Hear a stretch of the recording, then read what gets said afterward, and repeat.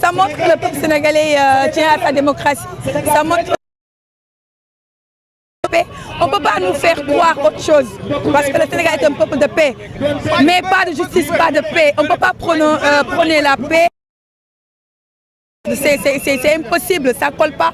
Donc qui veut la paix, comment dire, mène une justice, comment dire, si je peux dire une justice juste, parce que là, ce que nous sommes en train de vivre, c'est une justice deux poids, deux mesures. Voilà, c'est de l'injustice. Donc voilà, nous sommes émus d'être là. Sur la libération des détenus. Bon, ça fait plaisir d'un côté, mais de l'autre, tu as le cœur serré, parce que aussi, là, il faut toujours le souligner, quand même les prisons du Sénégal ont reçu plus de 1800, 2000 détenus politiques. Donc ça fait mal aussi et de voir faire sortir des personnes comme ça, sans justification ni rien, sans indemnisation, ça fait mal. Il faut la laisser parler. Merci. Merci.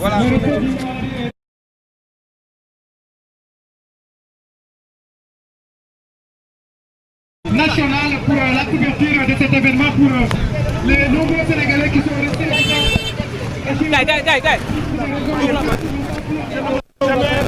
Autre chose que pour le drapeau national du Sénégal.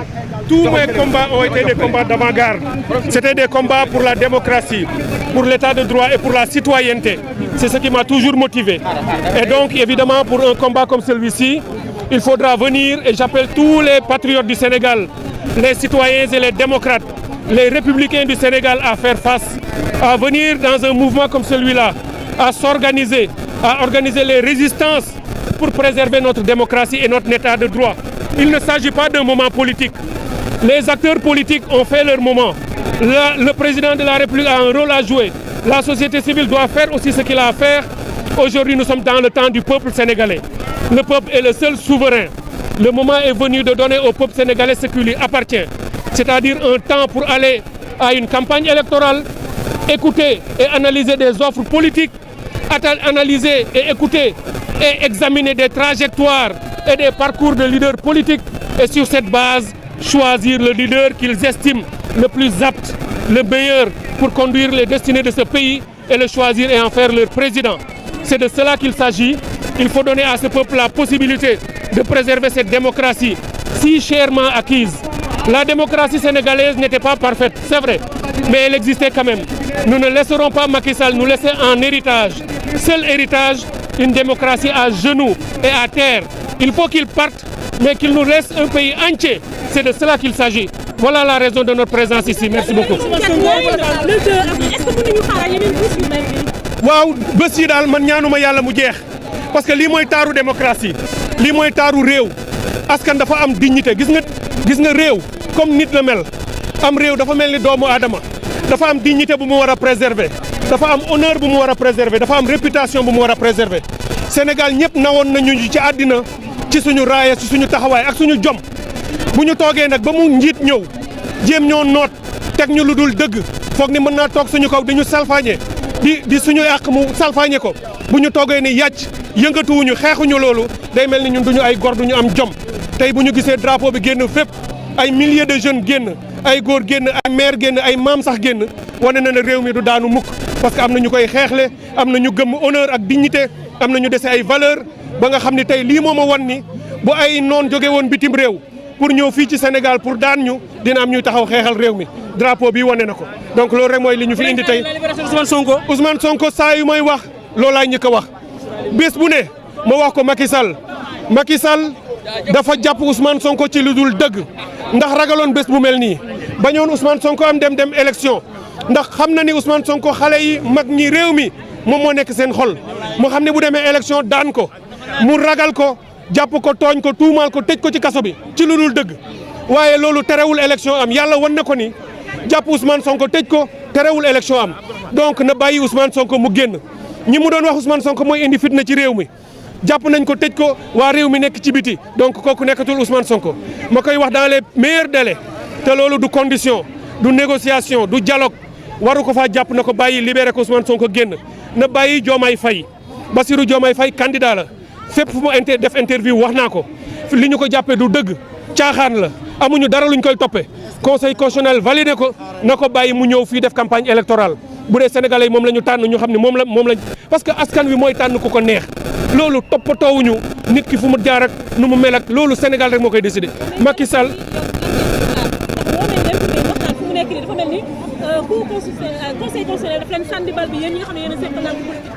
conseil constitutionnel li mu wax ndokk bi nga xam ne président Macky Sall ci communiqué bi mu génnee démb nee na ne dina ko jëfee président Macky Sall nee na dina jëfee li conseil constitutionnel wax loolu nag rafetlu nañu mu dem ba daal di nangu ni. donc ñu dem jël soxna bu pur donc ñu bañ ko téye rek. bu ko defee nga xamante ne si dina am foo xam ne dinañ fa mën a yegg. suñu réew mën a avancer lan moo leen tere def motion de censure xam nañ motion de censure boo leen ko évoqué rek da ngeen di woo ki nga xam ne moom mooy le premier ministre Amadou Ba mu ñëw assemblée nationale ñi daal di dàqal li nga xam ne nag moom mooy gouvernement bi pour nga mën a ko juger parce que amoon na fi en 2012 ki nga xam ne nag mooy le parti PDS toujours moom moo tuumaloon na ki nga xam ne moom mooy premier ministre de l'époque Abdoul Mbaye par rapport ak li nga xam ne nag mooy xaalisu Hissène Habré lan moo tax defu leen li nga xam ne mooy motion de censure. waaw xam nga loolu bi mu xewee ñi nga xamante ne si ñoom la yëf yi concerné premier ministre ba dafa démissionné woon à l'époque mais ñun li ñu gis mooy ñoom ñu ne seen candidat la ñu tuumaal nit bu ñu tuumaalee sa candidat différent du premier ministre. waaw différent du premier ministre. il est en même temps le premier ministre. waaw moom il est le premier ministre ñoom ci seen bopp ñoom ñoo waroon jël seen i responsable bu dee dañ ne dama ñu bëgg mu leer rek leer pour leer ñoom waroon nañu jël seen i ay responsabilité ci période boobu wax ne seen premier ministre na démissionné ñëw répondre li nga xamante ne si moom la ko nit ñi di tuumaal ñun nag en tant que ay parlementaire jour boobu def nañ li nga xam ne mooy parce que ñun dañoo dugaloon benn demande wax ne le premier ministre dañ ko bëgg a convoquer mu ñëw expliquer ñu gis ngeen ci saa si rek après parce que moom boobu ba léegi contresigné wul woon li nga xamante ne si moom mooy décret bi comme contresigné wu ko woon ñu ne nag ñun dañoo bëgg moom mu ñëw expliquer wu devant la représentation nationale wax li nga xamante ne si noonu la yëf yi demee mais ci guddi gi la ñu gis ne automatiquement rek ci la décret bi génn ñu gaaw signé ko pour vous dire que lépp ay politique politicienne la mais réew mi population bi taxawaay bi nga xamante ne si moom lañ am ak ni nga xam ne noonu lañ taxawee ci élection bii nii gëm nañ ne ce pays va changer et ce changement ça se fera inéluctablement par les Sénégalais qui feront le bon choix. lan nga mën a wax tey par rapport à la mobilisation la marche pacifique.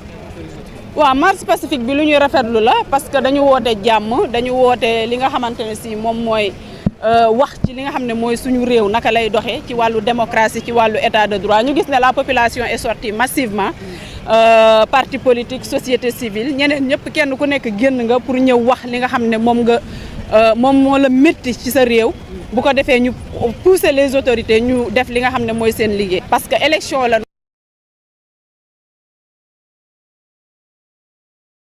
première dans l'histoire politique du Sénégal il est temps que ñu taxaw de notre état de droit et de notre démocratie parce que suñu dëkk loolu rek lañ ko xamee.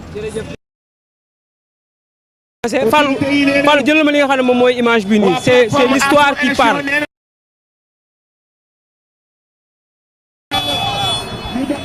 C'est l'histoire qui nous parle donc c'est l'histoire nga xam ne moom mooy image jamono jii nii fii nga xam ne moom mooy au niveau.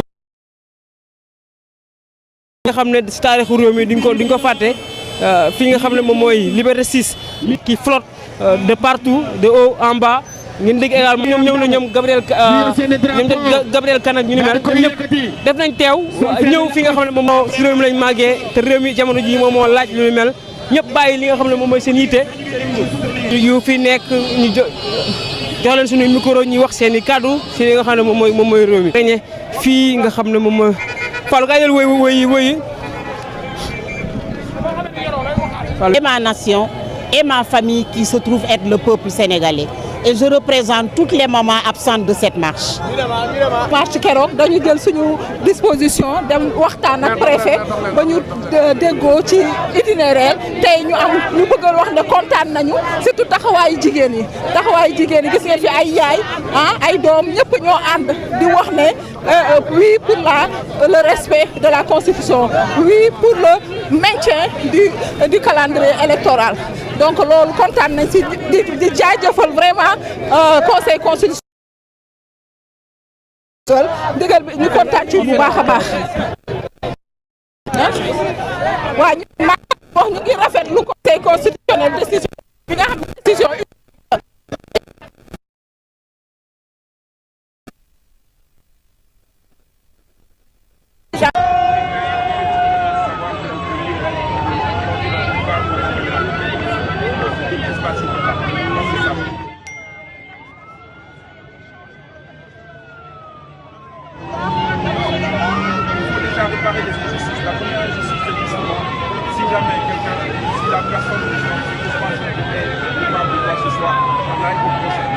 on l'a mis en prison juste de manière préventive, je pense qu'il est temps effectivement de le libérer. On le libère parce que le Diomaye, parce que le Diomaye ne voudra pas être candidat à la présidence de la République du Sénégal.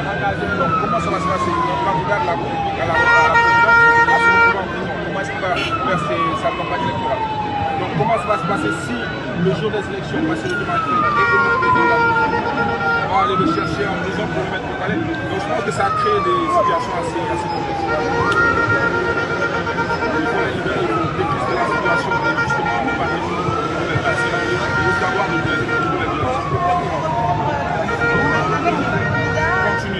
Continuer le processus, ne pas l'interrompre comme il a été, il est en cours. On ne peut pas le recommencer, on va juste continuer. Il faut peut-être réduire le nom le jour où les candidats pourront à la campagne, mais on ne peut pas tout à fait éviter.